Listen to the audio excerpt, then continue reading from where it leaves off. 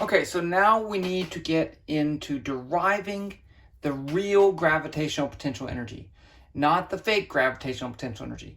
So before we used, and I'll link to this down below, I used this as the gravitational force, and then I got this, UG, I'll use lowercase g, as mgy as the gravitational potential energy.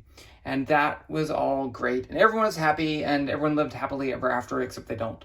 Because what happens if I have, this is the Earth, I drew that myself, and I have a space satellite up here, and it's, this is the radius of the Earth, RE, but this is 2 RE away. So it's twice the distance from the center of the Earth that you would be on the surface of the Earth. Well, you can't use this gravitational force anymore, because this makes the assumption that the gravitational field is constant near the surface of the Earth, which it is. But as I move further and further away, then I have to use real gravitational force. And again, I will link to this video down below. And I say that, and if I forget, let me know, and I'll add it in there, because I do forget things. So how do I do this? Well, remember, if I do the work done by gravity, and if I did F dot delta R, then that would be negative the change in gravitational potential energy. And I showed that. I even showed that if I take this path like that, then I can still find the change in the work done by gravity along that weird path. You'd have to do it to have some tricks, but you can't do that. So what if I do this? What if I let this object fall from a height r to some other height down here? Then what would the work done by gravity be, and could I use that to find the change in potential energy? The answer is yes. Okay, so let's say I start from R1 to R2, and let's call this R1 and this R2. And then what I want to do is to calculate the work done along that path. Now, here is a problem. The problem is that the work done, I can't use this force and this distance, because this force changes as I move along that distance. So I can do the following. I can instead do a tiny step. Instead of going the whole way, I can go, let's say, 100 meters, which is pretty, in that short 100 meter distance, the gravitational force is essentially constant. So I could say the little bit of work, dW, is going to be F dr dot dr. So I'm going to have the gravitational force, a tiny little 100 meter step, and I'm going to calculate the work. And then the total work would just be the sum of all these works. So I'm going to move here, calculate the work, do it a whole bunch of little times, and calculate the work. And what I want to show is to compare that to the gravitational potential energy for a real planet like this would be UG is negative G m mass of the Earth over R. I'm going to show that. So, okay, I'm not going to derive it. I'm going to show this. Of course, G is the gravitational constant.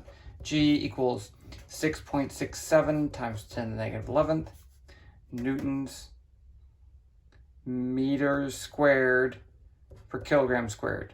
Got it. So in order to do this, though, I'm going to go from R1 that's twice the radius of the Earth to the surface of the Earth. I'm going to calculate the work done by gravity, and then I'm going to calculate the change in gravitational potential energy and show that they're the opposite of each other. Of course, to do this, I need to use a computer, because I'm not going to break this into 1,000 steps and do 1,000 calculations on paper. So let me jump over to the computer, and I'll see you there. Okay, so I've already put some stuff in here for you. I've got the gravitational field, the universal gravitational constant, the mass and the radius of the Earth, and the starting and ending location, and along with the mass of the object I'm moving, which is 100 kilograms. That's just fine. Okay, so the first thing let's find the change in gravitational potential energy using our equation. So I'm going to say U1 is negative G times M times mass of the Earth divided by the radius of divided by R1, and then U2 is going to be same thing, divided by R2, And then du is going to be equal to u2 minus u1. Oh, wait, sorry. And let's print that.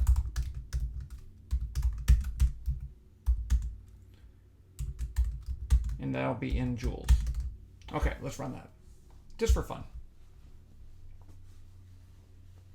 Okay, so it's a negative change in potential. That makes sense. Now you may think, oh, why is that sign negative there in the potential? It needs to be there. Okay, and I'll show you some graphs later. So now I need to start with R at R1. This is my position vector that I'm actually going to be using. And then dr, like I said, is going to be 100. I'm just guessing at this. And then I need to say work is 0. Okay, now while R is greater than R2, do the following. The first thing I'm going to do is calculate the force. So let's call this Fg. It's going to be, it's in the same direction. So I'm calculating the magnitude here. So I'm just going to say G times M times ME divided by R. Yeah, that'll work. And then the little bit of work is just going to be Fg times dr, right? It's going to be positive work done by gravity because gravity and work are moving in the same direction. So I'm going to leave it like that. Dr is my 100 meters.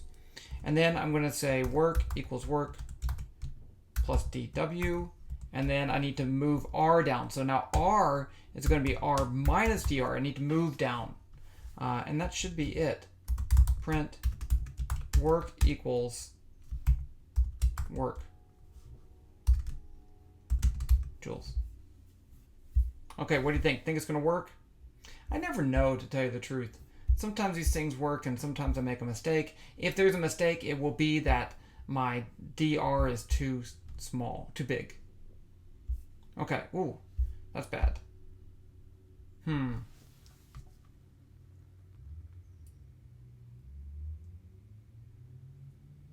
That's way off. I mean, I guess I could do this. Make that smaller. I'm questioning my life choices now. U1, U2, I think those are fine. So this seems okay. This seems super high. FG, FG! FG is G M1 M2 over R squared, not R. Boom! See? Okay, so I didn't derive the gravitational potential energy. I mean, there are ways I could do that. What I've done is, the best way to do it is to derive it with calculus because you have to integrate. But what I've done is to show that gravitational potential energy function is the same as the opposite of the work done by gravity. There's that negative sign, that one's positive. So yay, things work. Happy. I don't know what else to say. Okay, I'll talk to you guys later.